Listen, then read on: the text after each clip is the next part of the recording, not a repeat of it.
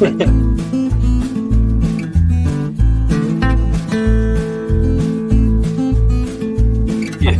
great.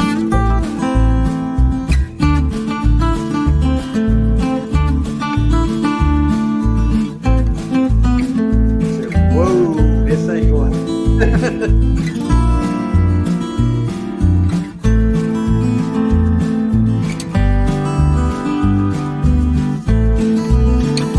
Down the side. And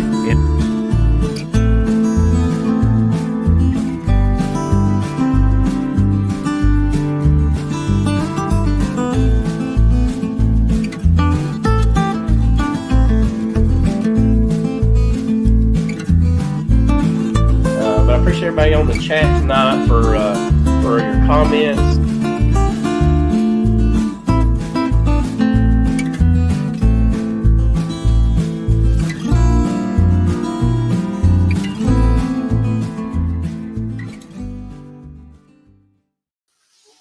Well, hello, bee community. Hope you're having a great night. Hopefully, we'll have a good conversation and talk a little about bees and a little bit about everything. So, extremely cold up here. I don't know about everyone else, but I'd say so. It looks like it is for the East Coast. For the most part, it's been really cold.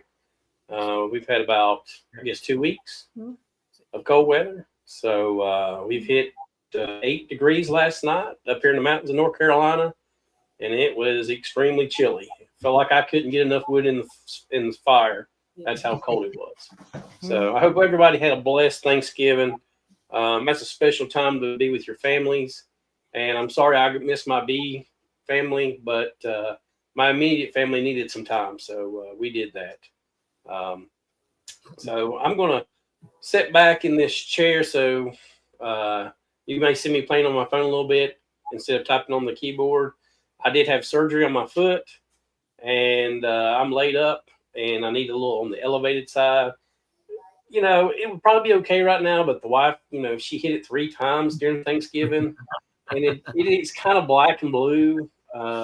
You know how these wives are. They thought that, I think she thought that I was having too much pity, and she wanted a little revenge for that. But you should have just finished shaving your legs.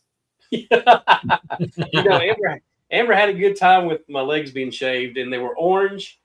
And I don't care what political way you are, but when I come out of the surgery, I asked that lady, I said, do you dye every Republican's legs orange for Trump? And she just died laughing. So, just so y'all know, I've been independent. It's okay. So, but anyway, my leg was definitely orange when I got out of there. So, and Amber had a good time with that, and she really liked to poke at me about it. So, but anyway, I haven't done anything in the bee yards, and I buttoned everything down before this surgery took place, and you know, I'm just sitting back, and hopefully the bees will make it through it. So I've done everything possible to get them through right now, and of course, if I get a real pretty day, then I may pop the tops off and just check on them and make sure they're okay. But they should have enough stores with some of the camp method that I put on some of the hives to make it, you know, to at least January right now. So I feel pretty comfortable with that. So, JW, what's going down there with that cow and you? There's a lot of action going on down there. You know, I was always told Bullfight. Yeah, I heard when you have a pet bull, they tend to be a little bit more on the meaner side. Is that correct? No, that's not correct at all. That's a baby calf that the mother died during, and I bottle raised it, and she was just like a dog. She followed me every place I went, and that's pictures probably, I don't know, 15 years old, maybe 20.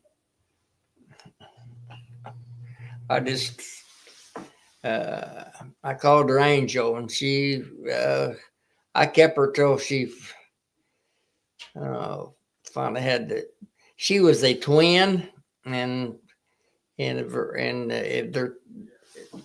they're usually if they're twins and they're the split a bull and a heifer. Well, she was the heifer of the bunch. She won't ever be able to produce, so we ended up butchering her later on. I actually kept her too long because I kind of got attached to her, So, well, JW, how's your bees doing? Doing good, I guess. I'm like you. It's 14 here this morning. We went from bees were flying yesterday. It was almost 50, and the bees were flying every place, and that front come through, and that wind changed from the south straight out of the north and blowed last night about 40, 50 mile an hour, and we dropped. It was 14 this morning when I rolled out. Yeah, so that wind yesterday was crazy. And they're saying it's going to be back to in the 50 or above, Monday and Tuesday. It's a little rain, so we'll see what happens. Mm-hmm. So, Those are those bipolar snow up there. Yeah, we had some. I think around our area, it kind of varied a little bit from anywhere from a couple inches to maybe 4 inches. But the ground temperatures were still a little bit warm, even though it had dropped off and got cold. The ground temps had still kind of had a little bit of excess heat in them. So for the most part, and not entirely, it stayed melted off the road fairly well. So most of that was on elevated surfaces, grassy areas, and things like that. We still went out and treated some parking lots and some subdivisions and things of that nature. But all in all, most of it stayed off of the pavement surfaces until later on in the evening. But so we got, I think here at my house, we got roughly about 3 inches. And it actually started to disappear yesterday, mainly because, like JW said, basically what the weather he has is the weather I get. I usually just get it just a handful of hours before him, basically. And we're seeing the same thing. It seemed like the season, late in the season, it was really warm, and it stayed warm, and even all the way through October, unseasonably warm. And JW, wouldn't you say probably for the most part, most of November seemed to be unseasonably warm? Oh, yes, it was, I'd say. Yeah. So that stayed a little bit above normal, really. And, as much as I just don't like winter, and I don't like the cold at all, I was kind of looking forward to it in some regret or some respects because, we needed something to shut these bees down. They're just, probably like JW's neck of the woods. There wasn't anything flying or anything for them to grab whenever they would fly. So they're basically just wearing themselves out and running through stores. So, it was kind of necessary to shut them down and cluster them up a little bit and put them into that winter mode where they kind of stay in the box a little bit more and don't fly a lot. Much like JW said, yesterday was roughly about 50-ish or so degrees. It was short-lived, though, because later in the afternoon, the wind kicked up, started blowing, and then after dark and throughout last night, it got down pretty chilly. I don't remember what temperature it was when I woke up this morning. All I know it was stupid cold and from somewhere in the teens. And it got up a little bit today. It was up in the, I don't know, maybe mid 20s, the best it got today. But the wind was still kind of blowing around here. We were trying to untarp our other salt pile, and we got a 25-ton load of salt to put in the salt bin today, and trying to keep the tarp from blowing around was kind of ridiculous, honestly. But it seemed like it may have started to settle down a little bit here this evening as far as the wind's concerned. So at least if it's cold, it's not going to be, cutting through us with all that nasty wind that we were getting. So, but I think it's like JW said, it's supposed to pop back up again this weekend for a couple of days and then kind of run back down into the 30s, which I guess probably in December in the 30s, upper 30s is probably fair this time of year, for us. I mean, we get the best and worst everything, kind of being here in the Midwest, hottest of the hot, coldest of the cold, and everything in between. So this is that bipolar time of the year. How's the weather off the mountain, Spanky? You guys doing pretty good down there? I know we had some really rough wind here last night. And we had rough wind here. It was cold, but it didn't frost because of the wind. It was clear as could be. And I was worried about some trees coming down. Luckily, they didn't. That were weakened from the Helene storm that come through. So they'll come down eventually. I was just watching a little video that Fred Dunn had on for y'all. Came on, and looks like he's got about 2 foot and counting up there. Ew, I hate that stuff. I hate it with a passion. I'm glad ours all went off. I only got about an inch, and it all went off there yesterday. So, but my bee market come to life yesterday. The people was coming by and taking honey about actually faster than I could get back up there. I was making telescopic lids from 18. It was some more 18 frame telescopic lids, and it's running the saw, so I couldn't hear them come in. So I'd go up there and I'd be out of honey. I'd restock it, go back and work a while, go back up there a couple hours later, it'd all be gone again pretty much. So goodness gracious. You got the market cornered there. I wonder if those people in your neck of the woods have been looking for that via honeybees, honey.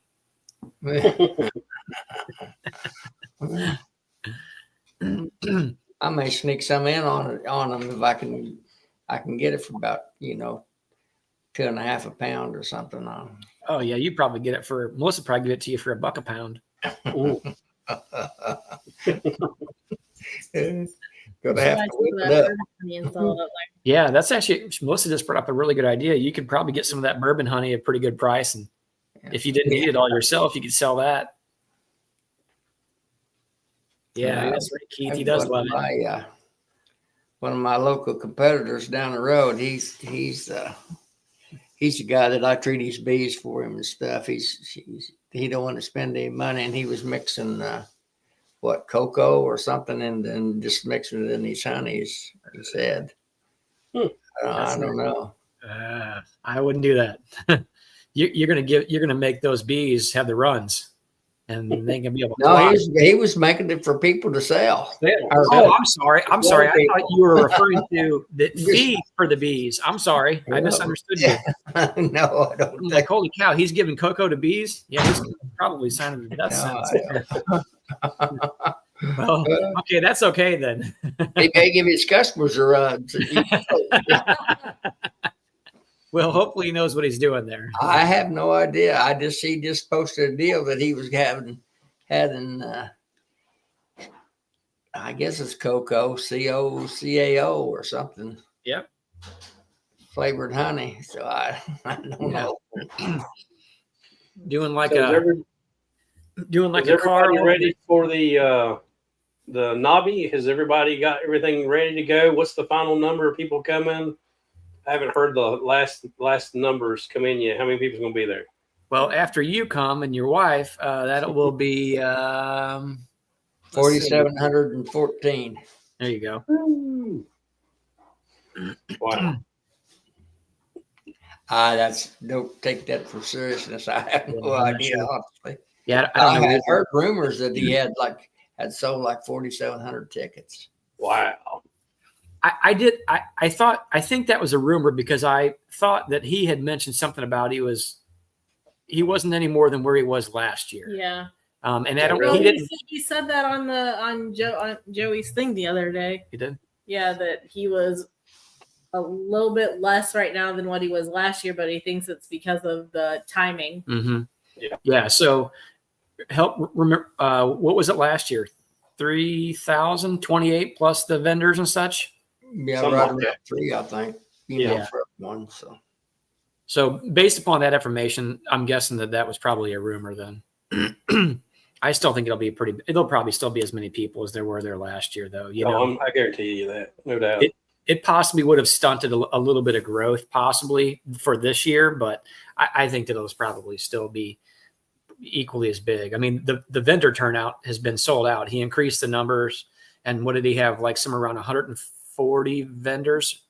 Somebody in the comments can probably correct me if I'm mistaken there, but I thought he had somewhere around 140-ish. I do know that a lot of the vendor deals were starting, the pre-order things were starting to end at certain areas or certain companies. So be cautious of that. I know like the Foxhound Bee Company had a special on their treatments and stuff, and I was going to get in on some of that, and I think I missed the boat on that. So I've got a couple other options anyway, but we were still trying to get Melissa and I get together on a few things as far as everything we were going to get a hold of, and we really hadn't had much time to do as much research on the NAHBE list as we had liked because we were busy trying to fulfill other obligations and get with the EMBA workshop stuff going and been pretty tied up with that, honestly. So, and then didn't realize that Foxhound was ending on the 30th. So yeah. Oh well.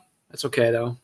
Yeah, I know it's less than a month. That is crazy. I mean, this almost seems like it really, I mean, I don't know about anybody else in here. Maybe it's just me, but it feels like that we just came back from NAHBE not long ago, had a little bit of a heat spell, and we're right back at it again. So, Yep. I don't know. My mind's blown a little bit. It's just how time just escapes you so quickly. Everybody seemed like they were just extremely busy this year. I tell you what, I'm going to miss not getting to see everybody. That's always the hard part about not going is not getting to see everybody that you want to talk to. It's going to be there. Yeah. Well, hey, the offer's still on the table. We can build a cart, Ricky. Put two jump seats in it, strap us in, and have the girls push us around. I mean, that's still on the table, bud. All right. I'll see what I can do with the old lady. See if she'll okay that one. I was going to get Melissa to push me around, but I'm starting to feel sorry for her. She's getting so old. How old did you say she was? Because I can't remember. Too old for me. That's what I told her. She said she was a 47, number 47. I said, Yep. I texted her back. I said, oh, that's too old for me. I may have to return her to her mom then, take her back over there and return her and be like, I don't know what I got myself into here. Yeah. Yeah. She had a good time. What did you get to do yesterday for your birthday? Anything or not really? Well, Tom scheduled couple of massages for me for next week and a few weeks later. Then he took me to get my pedicure done and then took me to lunch. And then we came home and just hung out the rest of the night. Oh, I brought her a coffee in the morning. Went out and got her coffee and brought it back. Me a coffee back in the morning. All these little details, Ricky, she's just not appreciating here. I know. That's rough, ain't it? Yeah. I had to try to sneak out of her. There's a place that she goes and gets a massage every once in a while because she has a few issues with her back and stuff like that. So it really helps her out and stuff. So, and I was trying to sneak out of her because I don't pay attention to that, where she goes and all that jazz. So I didn't know what place that she had gone to. So she said the lady that really helped her out last time. So I wanted to make sure to sign her up with the same person. So I had to try to work that out of her. And then when I did, with trying to be somewhat, incognito, then I finally got a chance to reach out to the lady after the holiday weekend because I knew they would be closed.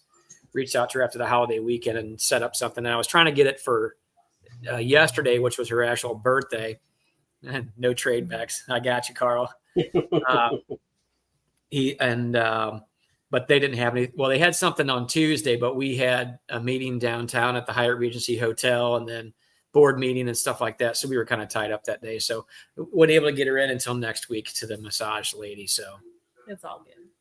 She'll be you know what that sounds to me, don't you, Rick? Here it comes. Henpecked. Big time. Big time henpecked. Yep. Okay, let me ask you a question then. If that was your wife, what would you have gotten her for her birthday? Nothing. Okay. Second question. Easy answer. Okay. Second question. Does your wife even like you? I'm not sure.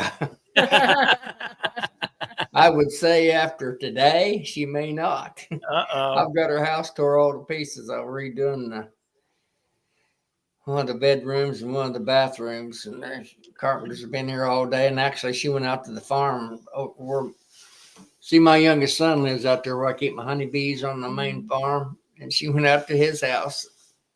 So he's working. She's sitting and watching Netflix, I think, all afternoon. So yeah, she didn't want none of that. Look at none of that mess in her house, nor did she want to listen to it. Right? Beat and bang. Yeah, they was laying underlayment to put the new carpet down, or actually, it's not carpet. I'm putting down that artificial wood flooring in the bedroom and one of the bathrooms. It was carpeted, and I'm not the best in the world at keeping my feet clean. Carpet was getting a little nasty. So. Yeah. We only keep carpet in our bedrooms. I don't like carpet either. It's too hard to keep clean. And honestly, I like hard surface flooring myself, Yeah. so that's what we do. Well, at least she had a good spot to escape to anyway. Yeah. Well, she wasn't too happy when I rolled her out this morning because she's not, because the carpenters was coming like at 8, and she's not used to really getting up and getting totally dressed and all that until a little later. So she wasn't too happy. You screwed up her day, didn't you? Yeah, we sure did. Oh well, she'll like the outcome there, I guess.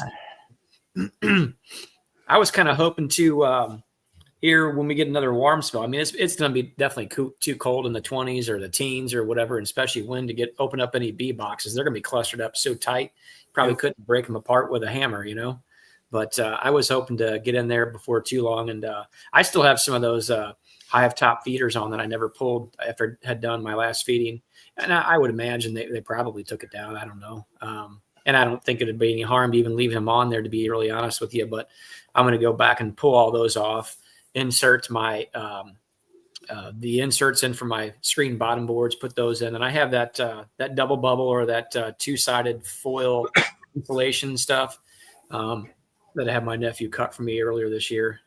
Hey, speaking of that, I looked that up. Yeah.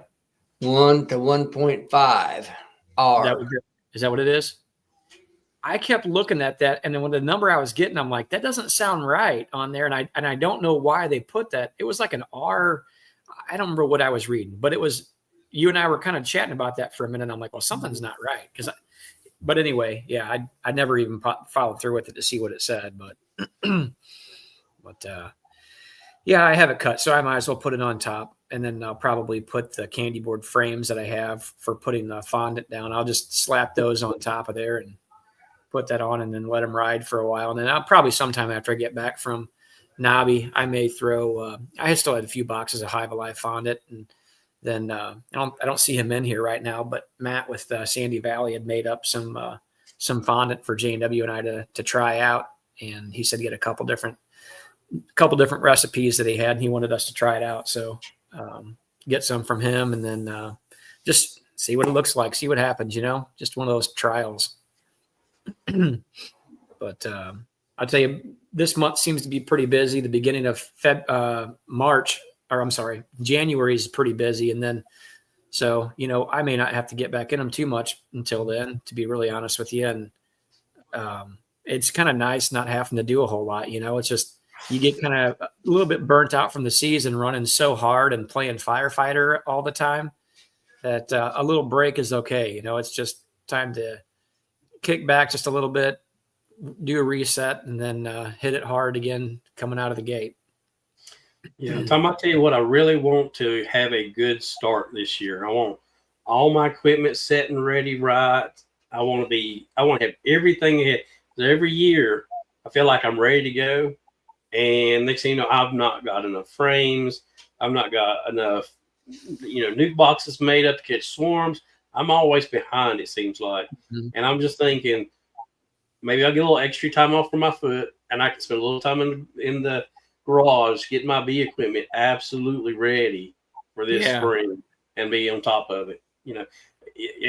You'd think a beekeeper that's been keeping bees, I think this will be our 7th year going on, that we would really be on top of it. But I tell you, I struggle every year. I feel like I'm behind.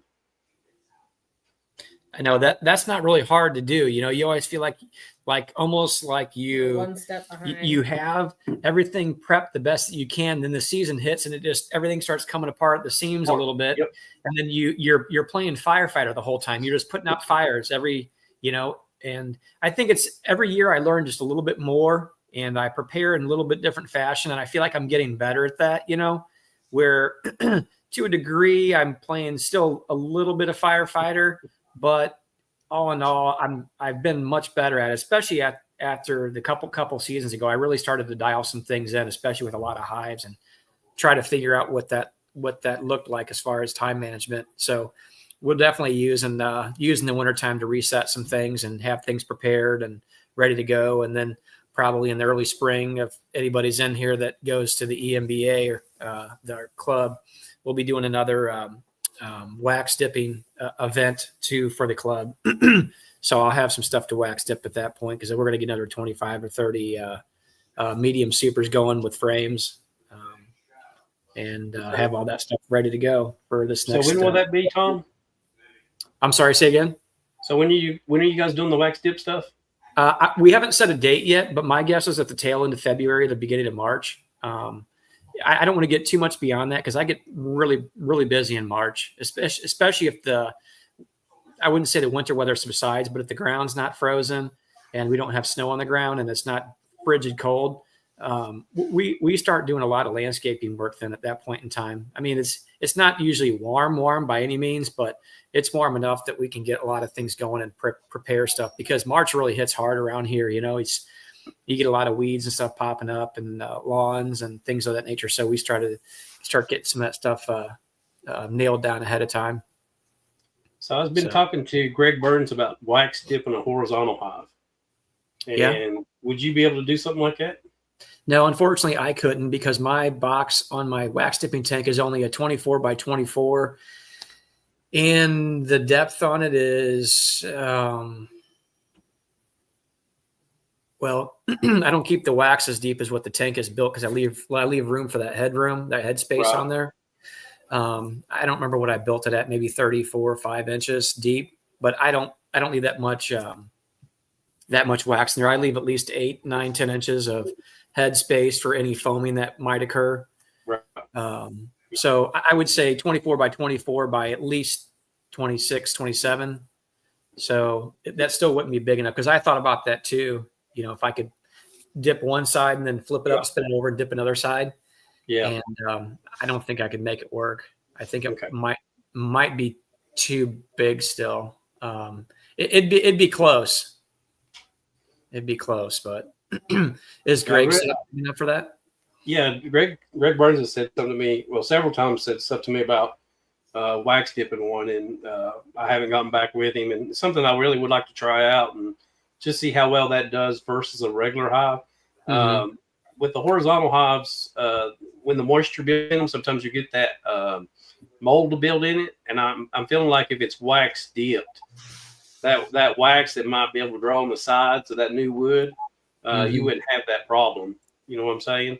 Because that'd be covered with that wax and protected.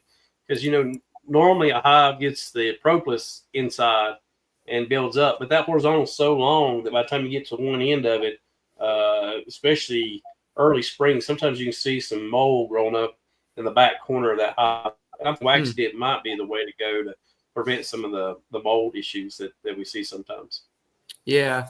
Any of the wax boxes and things like that I've dipped, I've never seen any issues with mold. I will say this, like I use a telescoping cover and inner cover. So my inner covers obviously are not waxed, because there's no point in doing that. So anytime the moisture would hit that inner cover for mine, I mean, if I had a lot of feed on there, because I use the top feeders, and they have that screened hump going down to the center, so there's a lot of moisture can come out of there. If the temperatures, if I put a lot of feed on there and it's getting a little later in the year, I can see a little bit of mold sometimes building on the inner cover, but I've never really concerned myself with it. It's never affected them that I've ever noticed. But once I take the feeder off, it usually kind of subsides a little bit and kind of goes away. And I'm pretty sure those bees will clean up. I mean, I don't think you'd want to go sending them out a whole bunch of moldy stuff. That may cause a little bit of a negativity, but all in all, even if I had a frame that had a little bit of mold on it, like some bees died in it the year before, and they are head first inside there. And if you don't get all those bee carcasses out of there, sometimes that can draw a little bit of mold on the comb, probably because that extra moisture in there. I've seen it there. I'll shake it out, brush it off, and throw it in there, and it's never. They immediately start cleaning it up. So, I've never noticed an issue with that. So, but I do run the migratory covers on all of my nuke boxes now. But I still run the regular telescoping covers on my other ones. And at some point in time, I'm really thinking hard in the next handful of years, starting to go to a 2-way pallet. I just need to figure out what machine I've got, or if I end up getting something that I can use for moving, like a mini track loader or something like that I can fit on the trailer with a bunch of other boxes and stuff. But we'll see what that looks like in the future. So I do want to mention, I think December the 19th, I think that's a Thursday. If somebody might look at that, make sure that's correct. We will be giving away a free horizontal hive on our channel. And that's to show people appreciation for coming on and chatting with us, and people that donated some money for Amber for her dog. And I want to be able to give back to people. And we'll work out some more of the details on how to get this hive to that person. But if everybody will be here December the 19th, we will give away a free horizontal hive. So looking forward to that. Maybe if there was some way, Ricky, if that individual who might potentially win it, if they were going to be going to NAHBE, if somebody could somehow get it there. I mean, even though you guys aren't going, if somebody's in your neck of the woods that's going or can pass through or make a quick detour to go grab it on their way to NAHBE, they could get it from there. So that way it would help out with logistics. Because I know for a fact shipping one of those probably cost an arm and a leg. Yeah, it's not cheap, that's for sure. Or in your case, probably a foot. Yeah, 1 foot. See, you got to give it away, folks. Let's not hammer them down with that. Yeah, I can imagine if you were trying to ship one of those to California, you'd probably pay more for shipping almost than you would for the horizontal hive itself. Yeah, that's the hard part about it, especially when you get to home delivery. It can get pretty expensive, but and then you get to remote areas sometimes, and that becomes a problem also. Like we sent one to Denver, Colorado that I didn't expect to be that much. Mm-hmm. And the home shipping ended up being $800. Oh my gosh. Yeah. So we ended up eating the cost on that hive because I'm used to that's usually about $300 thereabouts, and I went ahead and quoted it for that price. And it ended up being more than that. So the market is hard. And but if I say I'm going to do something, I do it. That's a learning experience for me. So but that's the most expensive hive we've ever had delivered. But it was out in the middle of nowheres. So yeah, that one probably hurt. I'm sure. I wasn't guessing the shipping would be $800. I was thinking that you could spend probably $400 or $500 because it has to be shipped freight.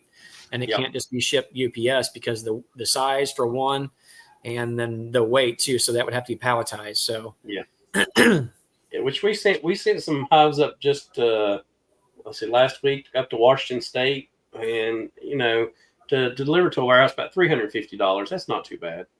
Yeah. But California, they have some restrictions there sometimes, and man, it does get tough there. Yeah, like a whole nother world over there sometimes, I guess, huh? Yeah. Absolutely. Yeah, Brian said that's why he goes to NAHBE, shipping, and the thing is, it seems like most of these companies that are coming, and this is not all of them, a lot of these companies that are coming to NAHBE, it's, this is mainly focused. If you look at that pin map that Cayman puts out every year, most of the time, if you look at that map, it's about the mid section of the country to the east. That's where probably 95% of the people come from. And the same thing goes for the vendors too. I know there's probably some vendors that are on the opposite side, like for instance, Nick with Motherload. He's out in California. Arda's in Arizona. Arda and help me out, JW. What's Arda's partner with Corhan's the main guy. Corhan.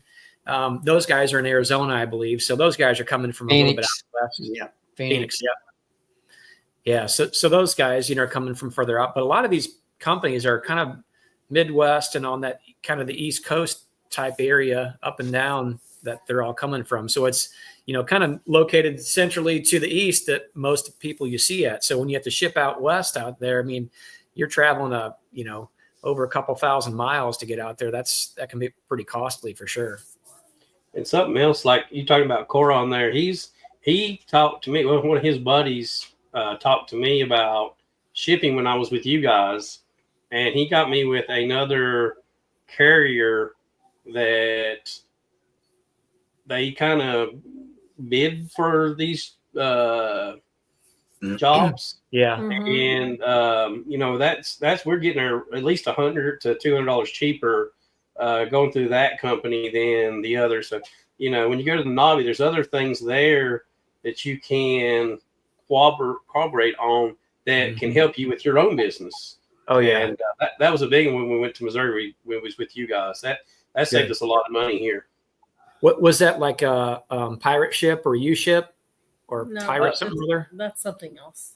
No, U-ship is one that they do bids on and stuff, I think, though. Yeah, but they use this company, and when you talk about all the freight companies, they have them bidding out on these, and then I can pick and choose out 4 or 5 freight companies and pick the best price, and that's huge. Some of the companies that I have, let's see, what would you say? I've got a account with, because I'm such a small businessman, they don't give me these big discounts that they give these big companies. You see what I'm saying? Yeah. So I have to, if I go through them, maybe $100 more, or if I go through this other carrier, it's almost $150 cheaper. So it's amazing. At least it stays a little more competitive for you, or a small shipper, or a small company. I know for a fact that could eat you alive, having those shipping costs. Yeah. So well, I think you hit the nail on the head. It's like, well, if I want to buy a horizontal hive, right, and I want to pay $700 for it, and then I've got to pay $350 for shipping. Well, that's crazy. Why would I do that? I just go buy a regular hive for that price. You're looking at $1,000. yeah, That's not even worth their time. yeah. Some people will pay it because they've got the money. They don't care, right? But when you're trying to sell to everybody, that don't work out. You got to get that shipping cost down so that price is better. It's, sometimes we'll drop the price just a little bit to help customers out and get that hive out there at a cheaper. We'll just eat some of that shipping cost to get a hive to that location. So it can be really difficult. Yeah. But, at the end of the day, though, if everyone wants to see Ricky Rourke and horizontal bees around, you have to understand, I mean, this stuff is eating him alive. You gotta, there has to be some give and take. You have to do your due diligence to find the best price you can on shipping, for one. But that's why it's so important, like, for people to come to, like, for instance, NAHBE or these larger workshops where some of these guys might be at. You can think about this ahead of time, figure out what you want, order it. And if they're coming to an area that they're already coming to and bringing a few hives or setting up a booth space or something, jump on it, take advantage of that, and buy it at a even if you're not saving any money on the product itself. If you're saving shipping, you're saving money. So boxes, horizontals, and glass, big bulky items like that, glass that weighs a lot, that all cost a lot of money to ship. Yep. So this is another reason that if anybody in here was on the fence about coming to NAHBE and saying, well, I don't feel like it's really expensive, but if you know that you're going to be purchasing X, Y, and Z throughout the season, as far as equipment, glassware, I mean, anything and everything related to beekeeping, right? It doesn't matter what it is, from the smallest of the products to the largest of the products. Plan out what you need, write it down on paper, figure out your budget, and spend it all there. I know Brian Zavada and us have talked about this so many times. It's like, yeah, he's coming all the way from Colorado and flying out, figured out the best way to do it, and then he's renting a vehicle to take it back because he realizes, hey, I'm going to be able to save X, Y, and Z. Now I can actually throw it in a vehicle and drive back across the country, and maybe even make a couple pit stops, St. Louis, and then head back home from there and have all his stuff. And he already knew what he was going to need for the season because he already planned out his year and what that's going to look like. Now there's going to be a few things that he may miss a little bit on and have to make a little bit of, adapt a little bit in a few ways, but he'll be able to save so much money. And at the same token, all the value that's there with just networking with people. You met somebody at our conference and was able to save you literally over the course of time hundreds and thousands of dollars. So that's right.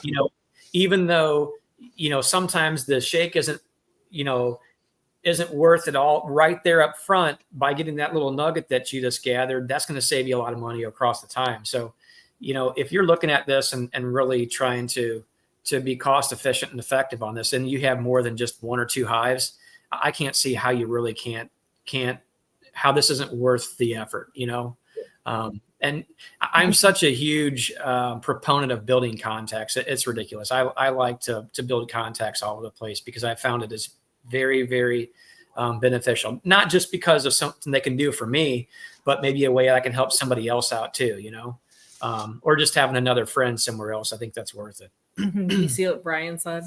Where is he at? Oh, Anything I missed buying at NAHBE, I can get it in Missouri. You absolutely can. And that's why, Brian, we're working so hard to bring what I feel like is a really quality product with the vendors to St. Louis. There's a couple people that I didn't invite, not because I don't like them or because I have an issue with them. And I caught just a little bit of flack. I'm not going to go into any details, but I caught just a little bit of flack from this company on it. And I'm like, you know, it is what it is, right? And I'm like, I like to know that. well, hold on. It was a company that you didn't invite, and they were a little bit offended. They were a little bit offended by it, or at least the email that I got, it kind of read that way. That's all I'm saying. And my goal was not to exclude anybody, but my goal was to use companies that I know.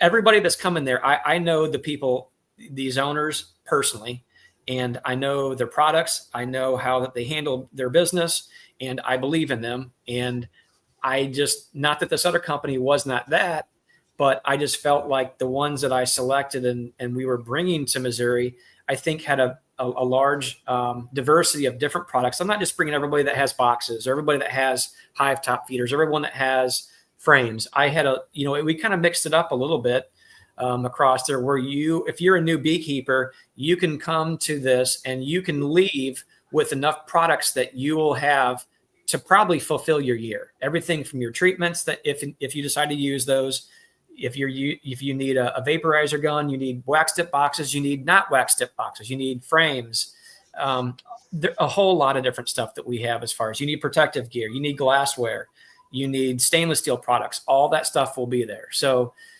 that's why we tried to make this. It's not NAHBE, and we're not trying to replicate that, but I like a lot of the ideas that Cayman has brought to the community. And I think it's really beneficial because it helps people out. And that was what our goal in mind was when we were taking this on. Said, how can we make this better? Not just bigger. How can we make it better and help people out? And again, I want the vendors to be as successful as the people who are in the beekeeping community too, because let's be honest, if Ricky comes out to our conference and sets up and sells something, but he doesn't make the money, and he's losing money, that's not good. I mean, he can't continue to do that. So we're really working hard to make sure that this is successful for everybody around. That was our goal. So if you're on the fence about coming to NAHBE, if you go there, you're going to leave with at least 3 or 4 new friends. Even if you were an introvert, I promise you'll leave with at least 3 or 4 friends. And one of them could be this cool guy down here in the bottom of the screen named JW. You never know. You never know. So speaking of y'all's conference, Tom, what's the date on that so everybody knows? So the conference itself is technically a one-day conference. It's the 8th of February. But what I will say is we've kind of expanded that and extended it just a little bit. Whereas on the 7th, which is a Friday, Melissa has worked very, very diligent and very hard to bring the American Honey Training Council. It's Brutz English and his crew, condensed crew, not the NAHBE crew, a condensed crew with Pam Carter to St. Louis. So if anybody had aspirations, I think JW was one of them, has aspirations of being a honey show judge, or just honey show competitor. Yeah. I tease JW because he's at a point in stage in his life where he's like, I just want to show up and just have a good time, and I don't need to do all this stuff. And I think that's awesome. But Melissa wanted to buy nothing, by the way. You what? And buy nothing, by the way. Hey, and that's cool. You come and hang out with me, and your life will be fulfilled. Hey, Tom, he's just coming to buy you a lunch. That's why JW's coming. Don't worry about it. He can buy me lunch. He can buy me dinner, and I'll meet him early the next morning. We'll go get breakfast. I got a good spot. It's awesome. It'll be great. He'll have the time of his life. So Thursday is the training council class. No, it's not. No, Friday. It's Friday. Don't listen to her. Friday is the training council class, and then that evening we're having a banquet dinner that Bob Binney is going to speak at. Both of those things are separate tickets from the workshop. And then Saturday is the workshop that will be all day. as well as a honey show. And the honey show has 20 different categories. It's all on the EMBA's website. Yeah, it'll be separated. So if you're going to go to the Honey Training Council on Friday all day, that's $95 for that class. That goes straight to the American Honey Training Council. That has nothing to do with the EMBA, except for we're the ones that are hosting that event for them. So if you are a person who has aspirations of potentially being a honey judge, or if you really want to step up your game as far as entering into the honey shows and whatever form or fashion that might be, I can tell you we got a lot of cool tips and tricks that you don't see inside the pamphlet or brochures that people send out about how you have to prepare things and such. There was a few things that Brett's English had pointed out, and one of the other senior judges, his name is Steve. He's the guy with white hair, the mustache. No, his last name starts with a D. Or G. Yeah, G. His last name starts with a G. So Steve, you've seen him at NAHBE before if you've been there. He will be there, and also Pam Carter out at Illinois. She's a wonderful person too. But that will be the class on that throughout Friday from like 8 or 9 in the morning till I think it was like 4 or 4:30 in the evening. All the information will be on there. And then that evening, well, actually in between, we're going to have vendors setting up then inside the area. So our goal is to have vendors ready to sell by roughly about 3:00 Friday afternoon. So if anybody's coming in town early and has either pre-ordered, which there's going to be pre-order deals going out there ahead of time with discounts on those too. We're working on finishing those up to get those out. But you'll be able to pick things up, do a little shopping before the huge, massive crowd gets there on Saturday. And then we'll have our banquet dinner that evening, which again, like Melissa said, Bob Benny will be speaking that evening. And if you're entering the honey show, you can enter your honey show entries Friday afternoon. They'll give you a few hours that evening to enter things. So that way you can miss the line on entering any honey show entries that next day. So you can get that all out of the way. But we have a really great dinner. I don't remember now what the menu looked like specifically. It's on the website. Go to the website, check it out. I think those tickets were how much again? The dinner is $48, I think. $48 for the dinner that evening. And then the next day for the 1-day full workshop, that is $95 right now for that. Includes breakfast items, lunch, an afternoon snack of honey ice cream, and we kind of pulled out a few stops on that stuff too. So Lee's got it pulled up there. If you're going to the beginner side experience side is the same cost. We just want to know if you don't have any experience in beekeeping, and that's the one that is more beginning series tracts, taught by some really good teachers. You would choose that. If you have had any experience with beekeeping. And that's what Natalie's teaching in too. Natalie's doing a talk on the beginner side. Yeah, Natalie Summers will be in there giving a presentation on that. So for the most part, most of the day, the beginner side and the intermediate or advanced side, if you will be separated. But toward the end of the day, the last talk, which Bob Benny is going to give, plus we're going to talk about the honey entry winners and the raffles. We're going to have a lot of big raffles on. I can tell you, I know we're going to have at least a couple of extractors that are given away, a full suit, protective gear. Plus we got a lot of other cool stuff that is going to be released, but we're going to have, if anybody went there last year, and we had a lot of raffles, a lot of cool stuff, as well as a lot of giveaways too. We're going to have equally as much there this year when it comes to that. So it's something that if you had any aspirations of coming to, visiting, or even doing some more networking on a smaller scale, not a NAHBE scale, that could be beneficial too. I found that a lot of these smaller conferences I've gone to, I can actually get a hold of Bob Benny and pull him aside and chat with him, or some of these big wigs that you might be wanting to visit with that you may not be able to get a hold of. You can pull any one of these speakers aside and have chats with them without having the line of 50 people long trying to get to them. So it's definitely a much more intimate setting, to have more, just organic conversations with.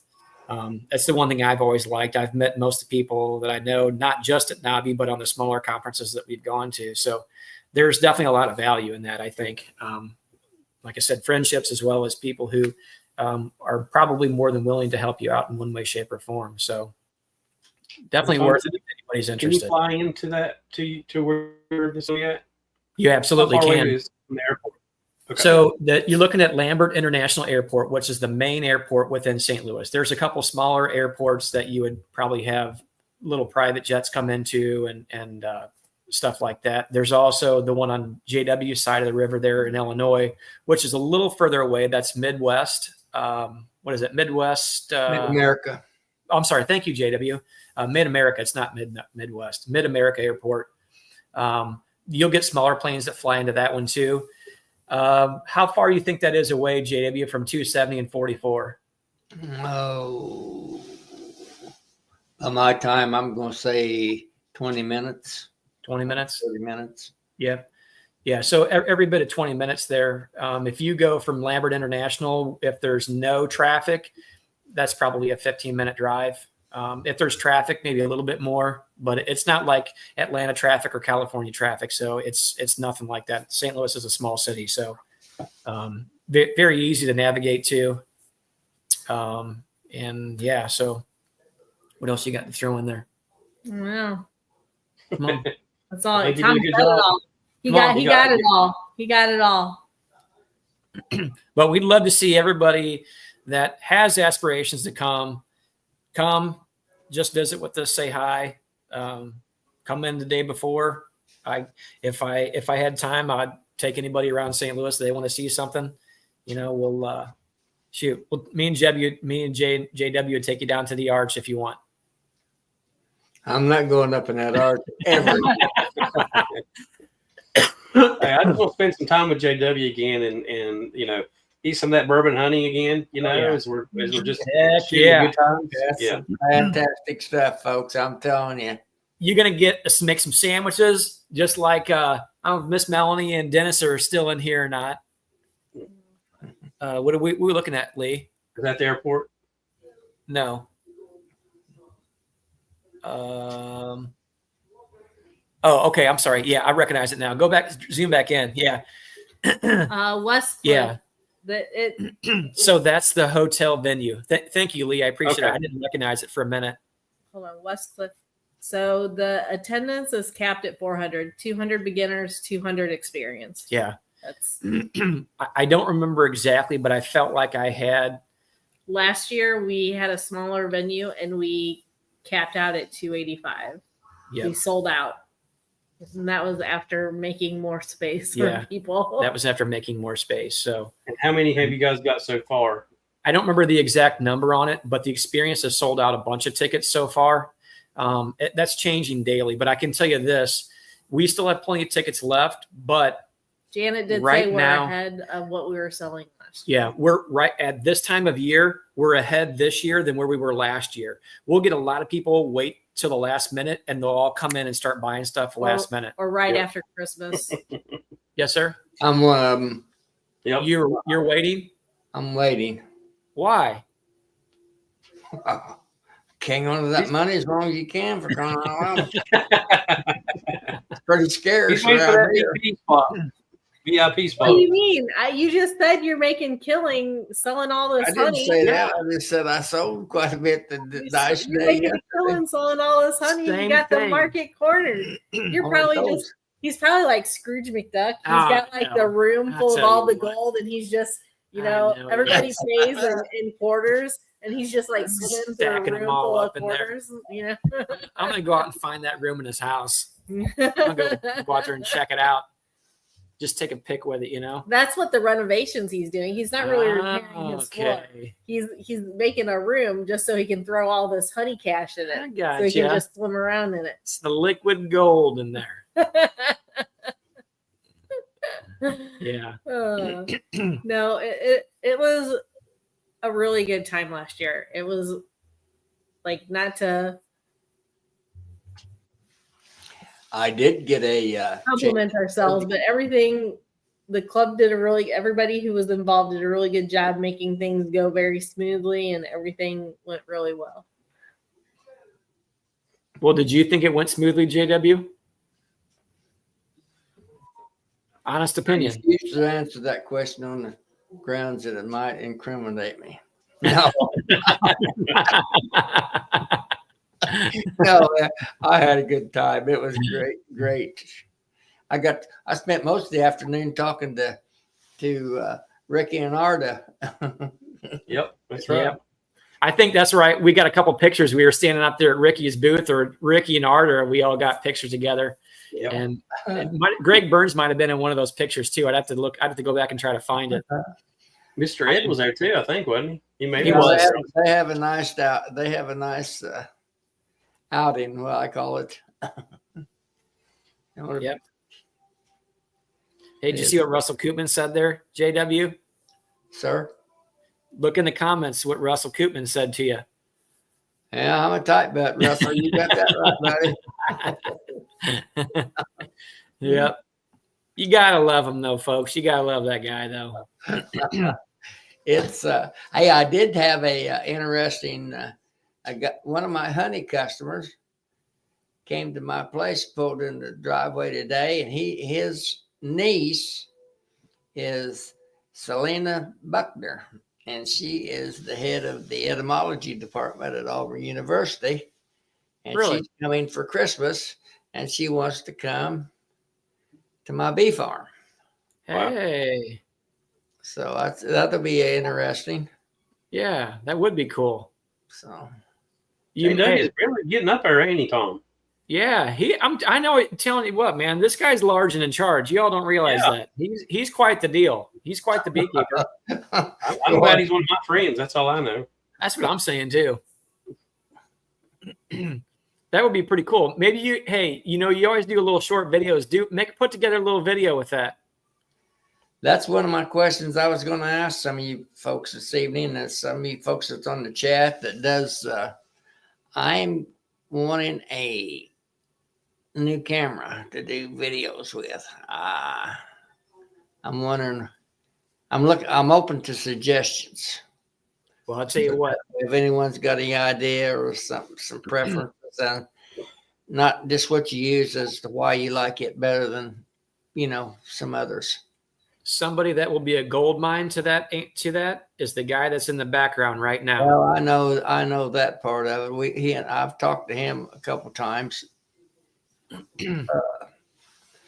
but Melanie Bryan would be a good person to ask about that specifically. Melissa and I purchased the kit, and I'll tell you what, I feel like a louse, but I actually had not made time to do the testing that I had originally planned to do this year. Oh, on the UBO? Yeah. That's right. Yeah, I was kicking myself a little bit for that, to be really honest with you. But you know what? It's just some things have more urgency at the time than. Well, you have to do it when you're in a heavy nectar flow. And when we were in our nectar flow, we were just too busy to do it. So hopefully, I don't know. I have to go. I haven't looked at the stuff. Hopefully it still has some efficacy and we can do it next year. Yeah. Yeah, we'll have to see for sure what that would look like. But we had every intention to do it. I really want to try that out. And we were actually supposed to do what's the word I'm looking for? A collaboration with 3 other people here in St. Louis. One of them was the researcher, Jim Masucci, who's going to be speaking at our conference for 20 years. We're going to be doing a combined effort with them. And actually, when we had found what our goal was to do was when we had all found at least 3 or 4 or 5 colonies of our own that tested high, what we were all going to do is take all those colonies and move them to a central location. And we were going to use that for a queen breeding or mating yard. Actually, was our goal. We were all going to use it as a mating yard. And it was going to be about 30 minutes from my house. But if you could have gotten all colonies that tested high and you could have removed anything else from that area, it was somebody's farm that had a lot of property up there, and that was our goal to do. And we had a couple meetings about it, and that was some intentions we were going to start to get that in the works. And I told him, I said, I'm going to be honest with you, man. I said, I don't have time to even make that happen right now. So, well, and then Jim, even what he tested, he wasn't getting favorable results. So he didn't even find anything that he wanted to put into that yard anyway. Yeah, it's a work in progress, and there's no guarantees, It's, I don't know. I think that sometimes we want to think that we have more control than what we do. And I even like to think the same way too, but sometimes I get this idea that maybe sometimes we don't have quite as much control as what we might hope that we do. But you know what? That doesn't mean I'm not going to try either. So, yeah, and Tom, that's something me and you have talked about, and that's something I'd like to get the chat involved too. Is let's try to do something together as a group, maybe next year, and have some like if we're going to do oxalic acid, with the paper towels, and we're going to do that kind of project and do several of those, and that way that's something we can talk about on here. What is everybody seeing, and what Spanky's got off the mountain, what he's doing. I may be getting some totally different results, and that would be good to cooperate with a bunch of people and see what results that might come out to be. So I'd love to be able to do something with the chat, with people that's on here tonight with us, and come up with something for the beginning of next year that we can do some of this stuff, if that sounds good to everybody. I would absolutely love to do, small scale, kind of research where you're just, using, observation on trying different things, having a control in one yard and trying a couple different things and doing that throughout maybe a few different yards in the area that you're in. And then coming back with, this is what I noticed. This is what I did. These are the dates that I've got, and just document everything. But, unfortunately, that does take a lot of time to do that on any kind of scale, because I feel like you can't really just do it with one or two colonies. If you're really going to get some good usable information down, and depending on what you're trying to work toward, you might have to do 5 or 10 or maybe even more colonies in an area to try to really get, generalized numbers on that, so. But I would love to do that. A lot of the thing always, for me anyway, time always hinges on the fact of how much labor I have for my landscaping work. If I can have the labor in place where I can move to a different direction for the day, then that makes it easy for me. But that's kind of my first priority there. Honestly, is making money. So not that we're not doing that with the bees, but that's my sole source. So I need to be able to eat, right, JW? That house. Ricky wants to give us homework now. No homework. I hate homework. Please no. I honestly don't understand how he has time to eat for talking. The phone's in one hand and shoveling it in this hand. Multitasking, right? That's one thing Melissa says that I'm not good at. He's not I'm the guy that hyper focuses on something. So when somebody messes me up, interrupts me, it agitates me. So I hyper focus on one thing is what I do. That's my thing. So I sent Lee pictures from Tuesday. Oh, okay. Yeah. If you want to tell everybody about that. So this was a picture that we took on Tuesday afternoon. This is the Hyatt Regency Hotel that's downtown that overlooks the Arch grounds. And you can see that's probably only a few hundred yards in the distance. You can see the river there in the background. And then on the opposite side is Illinois. So that's looking kind of looking over toward JW's house in reality. Yeah, right through the arch. Right through the arch, straight dead center. Roughly about 100, was it 100? Well, from St. Louis, probably about 100 miles, right? Maybe a little more. Yeah, a little over that. One miles. I don't know, 130, 140. I'm closer to Indiana than I am to Missouri. I'm only 30 miles from the Indiana line. Oh, yeah, he definitely is. And about 70 from the Kentucky line. I'm in the southeast corner, Yeah. This is the picture looking back the opposite way into the we were 7 stories up in the hotel on their one intermediate rooftop, and then in the background there, if you Lee zooms in, those are actually raised garden beds that the chefs there at the Hyatt Regency whom we met with, they actually grow a lot of their own herbs and spices and things like that for making homemade dressings and different recipes and stuff that they've got there. But we got invited out to they're going to start using our honey for all of their entrees and such, as well as we're providing gift baskets and things like that for VIPs and such that come through town. So they used to have hives on that roof, and so they wanted us to look at their hives and possibly help them maintain them too. Yeah, so they're looking at hive management, so we might be supplying some hives there and managing those out there. So might be kind of a fun fun endeavor. Melissa and I don't really go down to the city a lot. There's really not a lot that I care to do down in the city, to be honest with you. But if I put bees out there, that would be motivation for me to go out there, and it would be a fun experiment, having honeybee colonies in the dead center of the city of St. Louis, basically. The beauty is, I think there's several acres of Archgar on property that's there, plants, trees, flatland areas, and there's a lot of forage material that's across the river there too, just on the opposite side. That's they don't do much with it as far as manicured areas. So anyway, that could be a new thing that we'll be checking out. So the Morris asked the website. So I know. if you scroll back up in the comment section there, Morris, I'll find it. right there. Stop. If you look at 8:17 p.m., there you go. If you run that website into there, it'll take you to it's like the second or third thing down inside the website. It'll take you to that, and you can. If you have any questions, feel free to reach out to Melissa or I if we can help you out with anything or answer any questions too. We're happy to do so.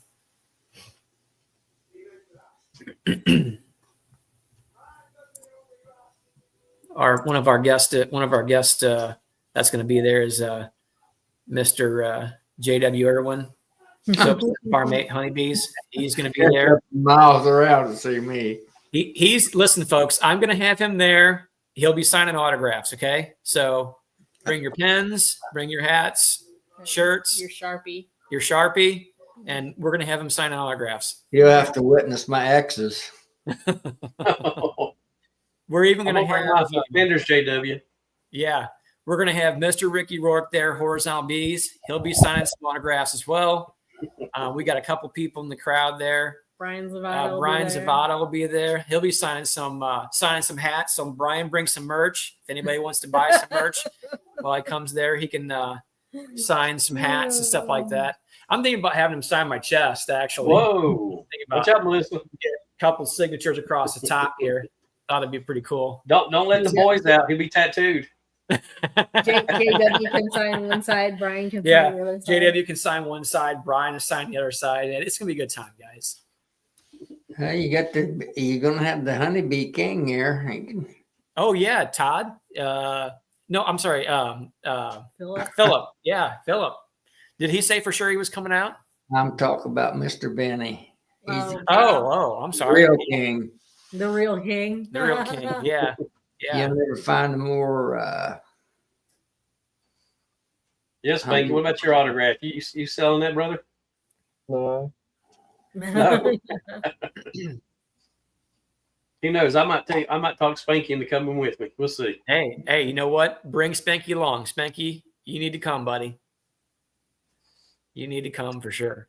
Last time he went with me, we went up to Ohio, didn't we, Spanky? Yeah, we went to Ohio, went to the state one. Yep. Spanky's got some pretty cool innovations and stuff that he does too. He's got a pretty good mindset for that. Yes, he does. He comes up with some pretty cool stuff. I got to tell you that. That's No for doubt. sure. That's what's so cool about being part of this group. You get everybody that has a really good niche, something they're really good at, and Yep. can help out in the areas. So for sure.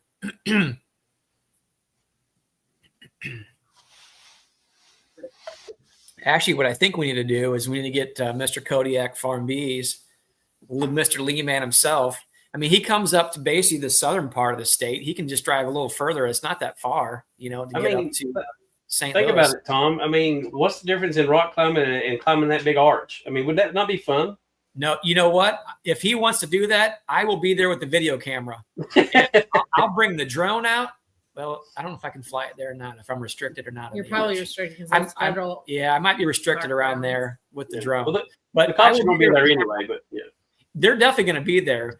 But I'll tell you what we can do is he can use my drone if he wants. He can put the little thing on his back and have it follow him up. That way, when he gets busted, that's on him. So he can take full responsibility, but we'll get some really cool footage. Just be sure to get me the footage thing and we can make a video out of it, Lee, man. I'm curious. Has anybody in this chat ever been inside the arch? Like up? Did you go up in it? JW, all the way up to the top.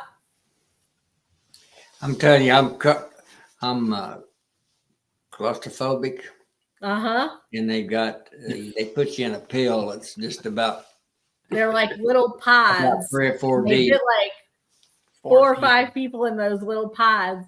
They go all the way to the top, and you get up there, and you can feel the arch move, swaying back. Yeah. If you were I offered it good to see, they will not. There is a staircase inside that, but they're not allowed to it unless it's an emergency situation. Right. Yep. So I told the old boy that the security people up there where you look out the windows, I said, if you'll give me a parachute, rather than get back in that pill, I would be more than happy to jump out of here, Oh my gosh.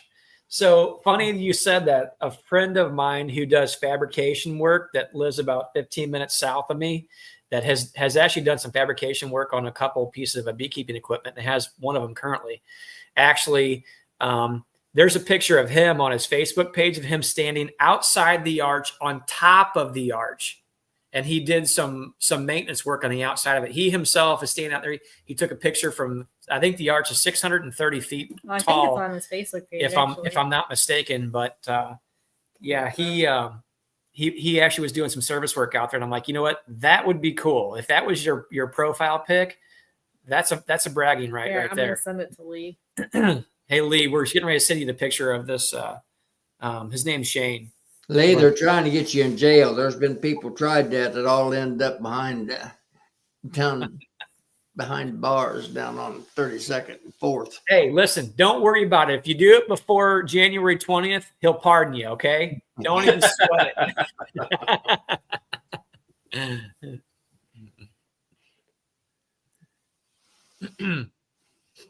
But yeah, anyway, it's a fun place. It's been a while since I've been down there, and we were up in there. We've taken the kids up a couple of times, but it's the arch grounds that are down there are pretty nice. So if anybody is coming in from out of town and wants to visit around St. Louis, there are some pretty cool things going on around St. Louis. If you go to Keener Plaza, not a good time of year for that project. St. Louis has a nice zoo, Oh, they do, and it's only free zoo for the regular general admission.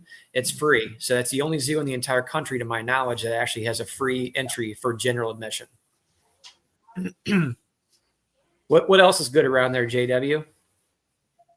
The botanical garden is amazing. Pretty good. The Mississippi River, if you like to fish with those big blue cats, they get 80, 90, 100 pounders plus, a lot of them. City Museum is pretty cool. Yep. We've got an amazing baseball team that will not be playing then. Hockey team will be playing then. Keener Plaza, I don't know if they'll still have it up, but they have an outdoor ice rink going on. We were there last year with the kids.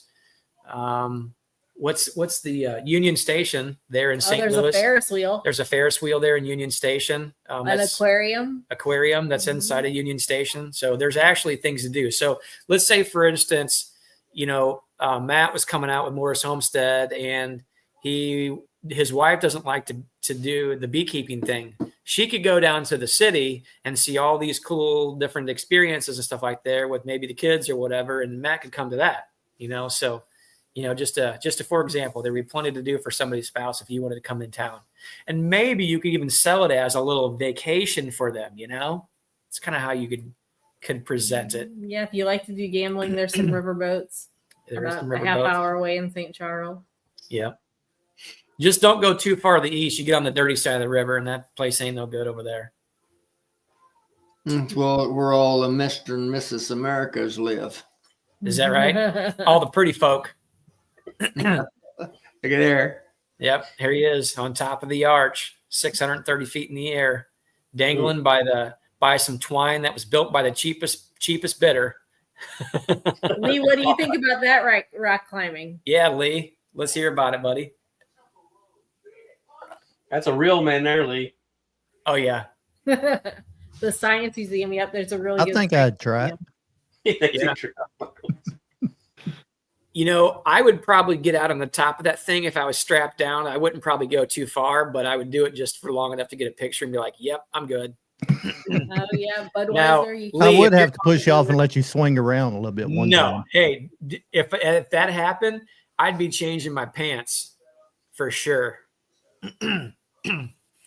Yeah, that's a place that we forgot to mention. It's a wonderful place to go is the bush where the bush brewery. keeps Yeah, they do free. the I think the Clydesdales. brewery tours are free. I think actually, Mhm. and then they do like if you're over 21, you get to sample some of the products afterwards. Mhm. Good thinking there, Mark. These Missouriites, they're not up to snuff on all this high tech stuff.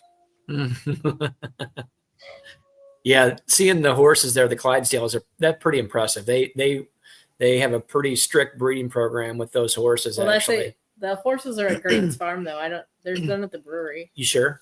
I don't think there's any at the brewery. Well, the actual breeding ground, and JW actually might know this better than myself. The breeding ground for the Clydesdale horses is not even in St. Louis, Missouri. It's in Missouri somewhere, but They farm those out. yeah, Actually, Tom, there's But different folks that raise colts for, and then they go through and pick the best of the best out of them. okay. They've got probably, I'm going to guess maybe 50 or 60 different operations that raise baby Clydesdales for them. Okay, so that's probably around the country too then. Yeah. There's one actually, he just passed away about 2 or 3 years ago, but he was just down. The reason I'm familiar with that, one of the farms that I can't remember. raised colts for them was just down the road about 15 minutes from my farm. Oh, wow. So, Well, there's another spot in Missouri that they Dodd keep. House says it's in Springfield. It's in Dodd says Springfield, Missouri. So they're okay. Maybe that's what I'm thinking of. That they do some training out there and different things. I think with the Clydesdale horses, but like JW said, I guess they farm them out from different areas around and Boonville. pick out Boonville. I can't remember what the name of that park is that you can ride, but like the safari, we pass it.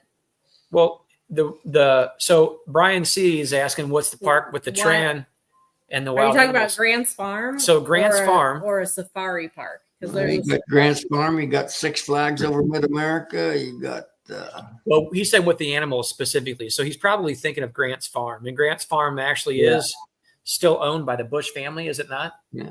A few of the Bush. I think the Bush family still kept that when they sold off the Anheuser-Busch to NAHBE or whatever. I think that they kept that in the family. If I'm not mistaken, there was chatter about it a couple different times. So it could have changed hands at this point, but Grant's Farm actually is probably what you're thinking of. It's a little motorized tram, and you can take a ride on this thing, and then you go through and see a bunch of different animals, elk and buffalo and all kinds of stuff. Yeah.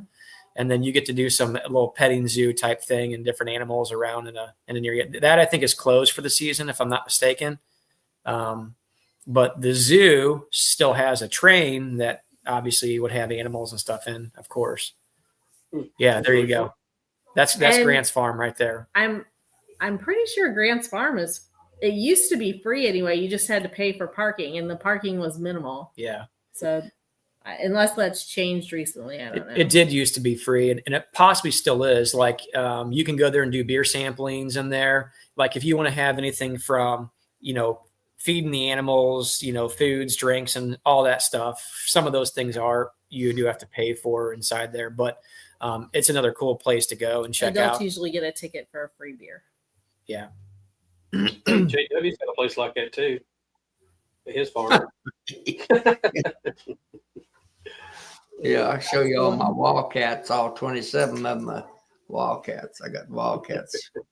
Yeah, maybe we could take a drive out toward the opposite side of the state, and we could go see the JW's Soapstone raccoon. Farm. JW's raccoon Yeah, the Soap Farm. Yeah, the JW Soap Farm and honeybees. Yeah, absolutely. Listen, if we get enough people, I can rent a big bus, okay, and we can take a drive out there to the farm. It'd be like going to Hollywood and seeing all the actors and stuff. That's some frequently asked questions right there. Can't read it.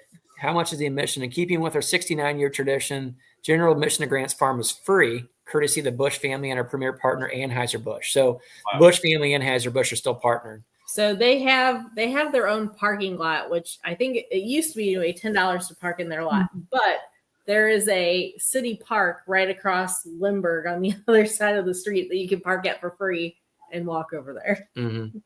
There's a lot of that that's not open to the public. Also, I actually used to judge field trials out there, bird dog field trials. That's where I met. Oh, you did?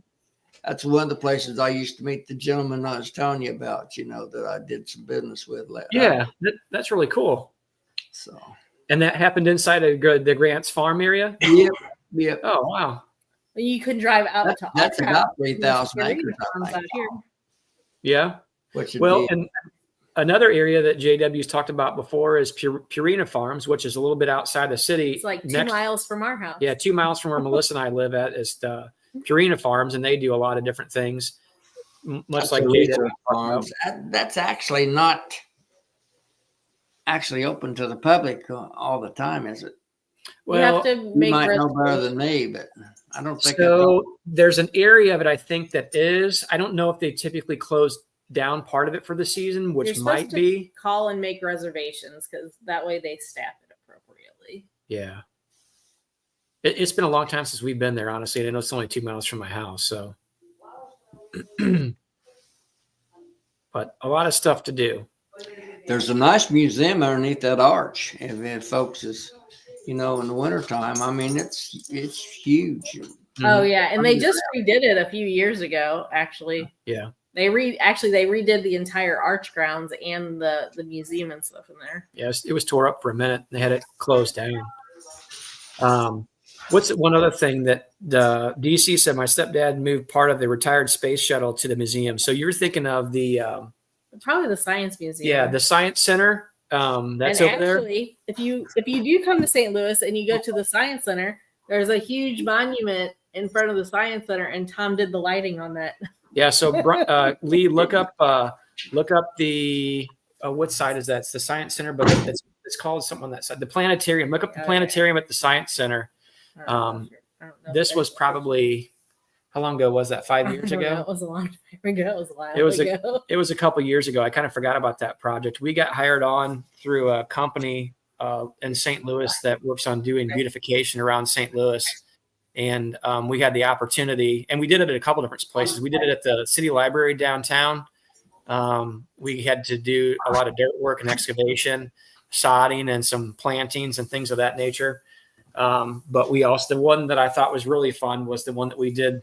Yes, there it is, Lee, in the background. So there's a big area. I don't know. It was a big roundabout area.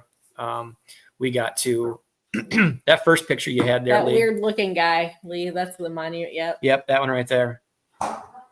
Yeah. So, well, you can't see what's under it, but there's a lot of prep work that was done underneath that thing of excavation. We put in these lights that were like $10,000 a piece, and there was like 5 of them.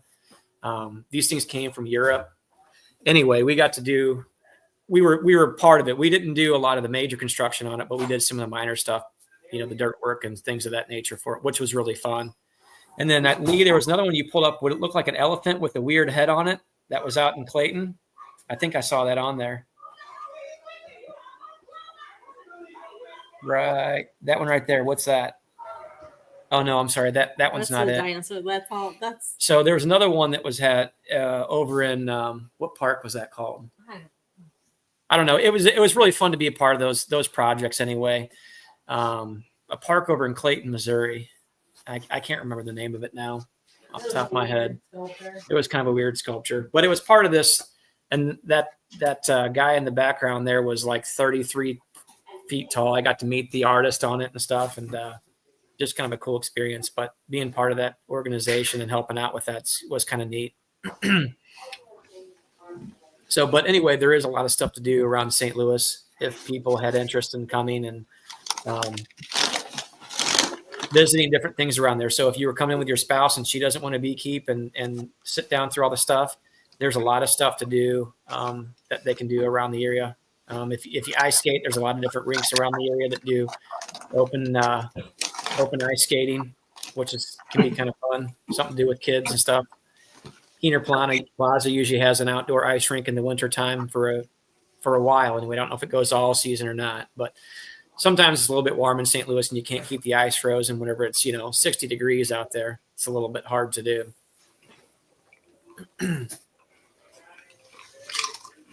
So Mark said something about having dogs at Grant's farm. I didn't realize they actually had that. Yeah, I've seen that. Yeah, Jod, I think that JW could actually, he could be a senior honey judge. I mean, he'd be right up because he wouldn't give anybody any free passes, You got the senior part right.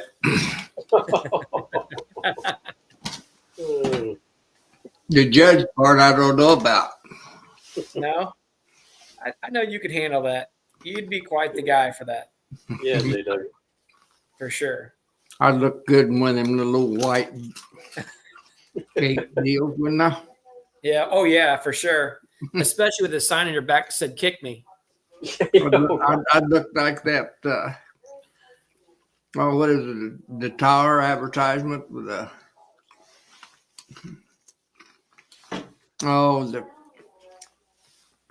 No, senior moment. I can't think of it. I'm eating. That's the reason I got my camera off. That's why you can't think he's eating. We can hear you eating, okay, Charlie? Oh, oh, sorry, I shouldn't have said that. Yeah. Okay, where is Charlie tonight? I'm surprised he hadn't popped in. I don't know. That's true. I'm not sure. I was wanting to see him. I was hoping my old buddy Joey Rawls would pop on. Yeah, where is Joey at? Can send him a message. He's incognito. You're on Thursdays. I Is think he? he has club meetings on Thursdays. Yeah, both of them have meetings a lot of times, every other Thursday or something like that. Oh, so does Charlie, yeah. Well, folks, we're going to call it there for tonight. I do appreciate you being on, and you guys have been really, really awesome as always. And we will definitely be back on next Thursday. Remember, I think what was that date again? Was I said, remember the horizontal drawing coming up? It's 2 weeks from now, and we'll do 19. that. And thank you, Tom. And we'll do that and get somebody a free hive. So anyway, we'll catch you guys next Thursday. Until then. See you guys. Hey, good night, folks.